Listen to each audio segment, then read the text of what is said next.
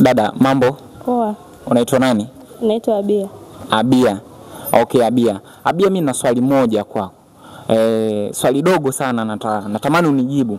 Hivi unadhani ni kwa nini wadada wengi wako tayari kuvumilia umasikini wa nyumbani kwao, lakini hawako tayari kuvumilia umasikini wa mwanaume wake au wenza wao?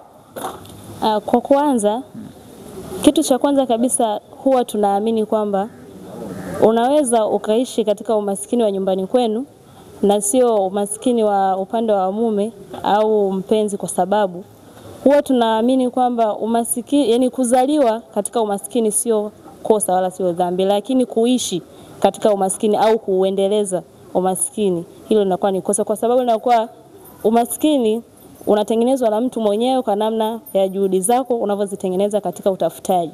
Kwa hiyo tunapenda sana kuendeleza katika kutafuta baadhi ya vitu ili tuishi katika maisha mazuri, ila sio kuvumilia umasikini.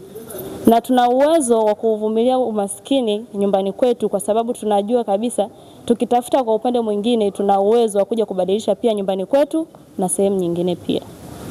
Sawa. Kwa hiyo babu alikuwa ni maskini. Baba alikuwa na baba yake ambao ni babu yangu mimi kwa sasa, naye ni maskini. Kwa hiyo baba anatakiwa, mimi ni mlaumu baba kwa nini yeye amekuwa ni masikini kwa maana yako halisi? Lakini pia inategemea. Sio kwamba watu wote wanashindwa kuishi katika umasikini wa upande labda wa waume zao. Hapana. Hiyo pia inategemea na mtu jinsi ulivyojiwekea wewe kama wewe. Wapo wanawake ambao pia wanaweza wakaishi katika umasikini wa waume zao au wapenzi wao. Hiyo inategemea na mtu mwenyewe jinsi ulivyojiwekea.